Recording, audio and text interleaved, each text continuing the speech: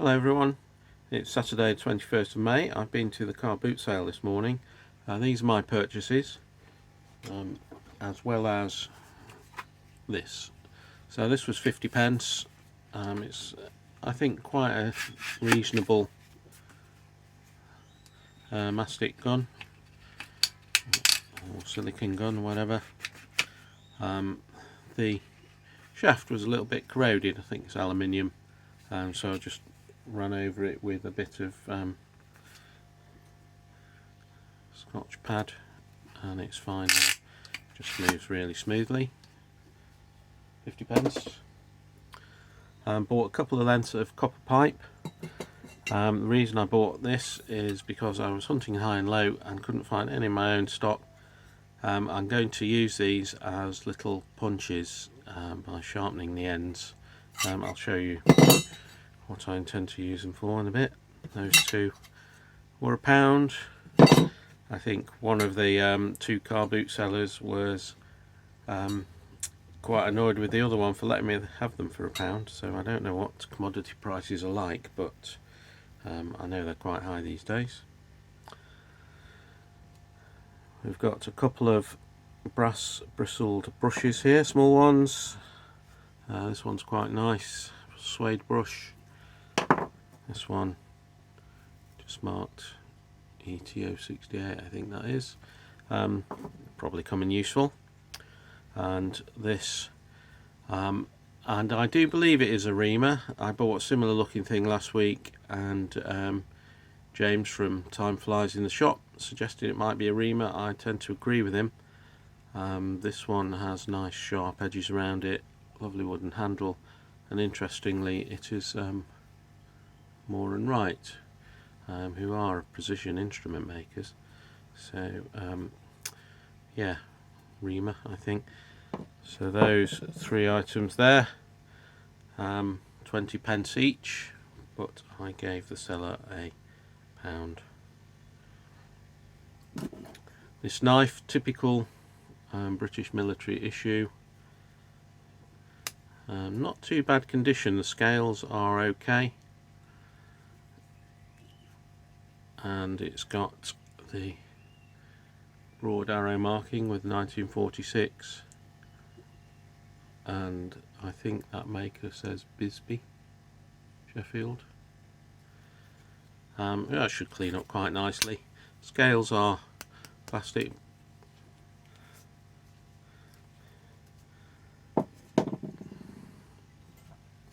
A larger Lucas wrench works quite smoothly despite being covered in a flash rust, so I was happy to pick that one up for £1.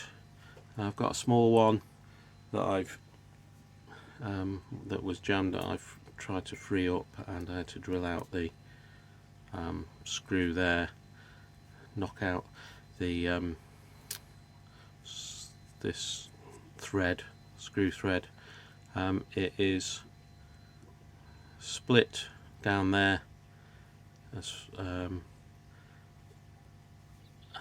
runs both sides, and so that's the area where it would tend to rust up, but this one's fine. That was £1. This lovely little thing, look how tiny that is. So it's an engineer's vice or clamp, the clips. It works just fine, and this was £1.50.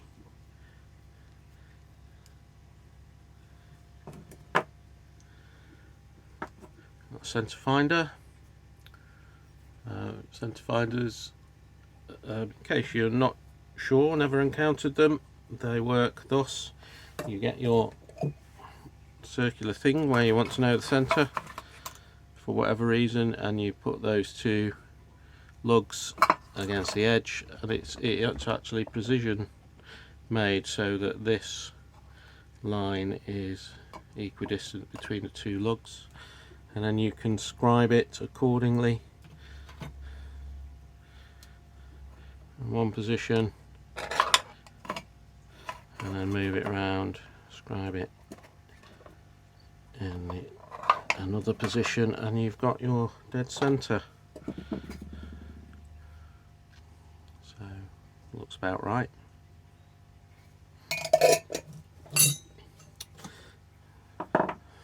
So that was quite nice, not got one of those before. And this tiny vise, I know the tool addict was showing a small vise he had. I've never seen a small one in this style before, with its own tiny anvil. Needs a plate there for fixing to the underside of a table. Needs a bar through there, which could be made out of a nail, I guess. And I think that's really nice.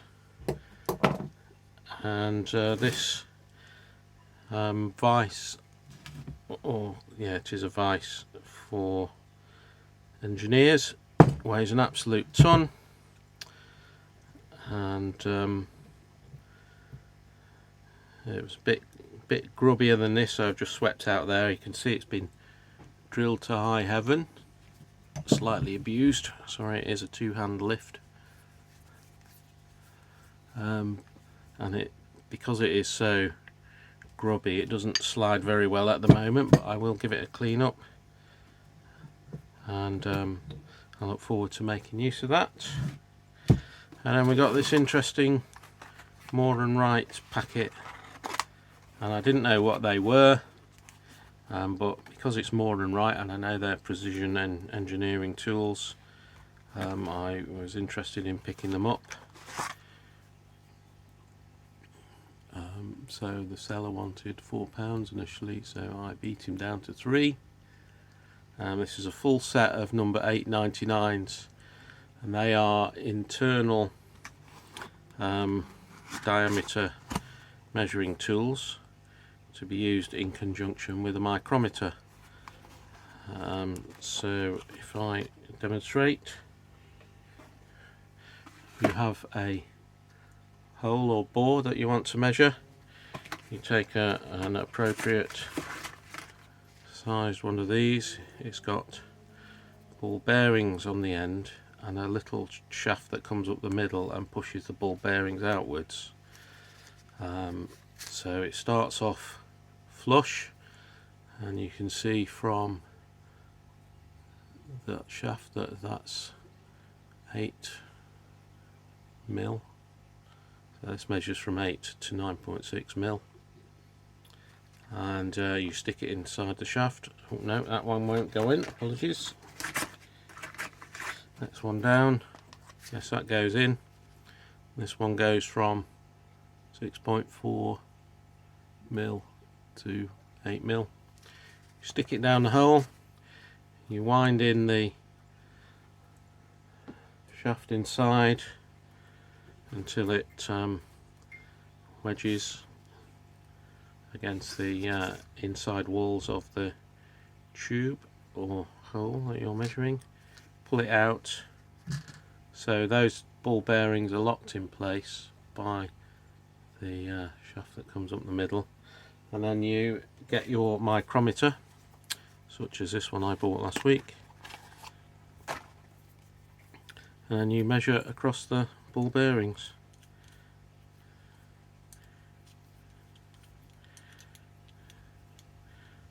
So this would be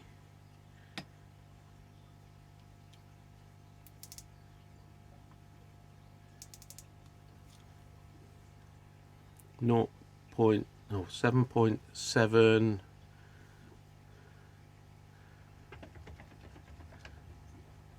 7.76 according to the vernier.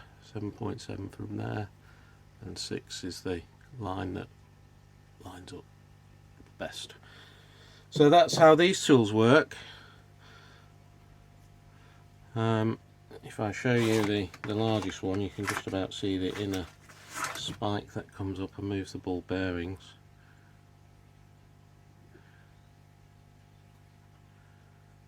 Can you see that in there? Just a little point. Screw it back. ball bearings go back into their little sockets. So that's an interesting set of precision tools that I didn't know about before, and I think they go for a damn sight more than £3 on eBay.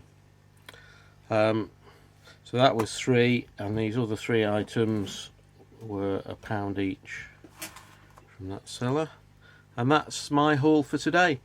For these copper perspective punches, if you remember a couple of weeks ago I bought this socket set, and I've used a piece of exercise mat cut out to fill in one of these PE foam mats,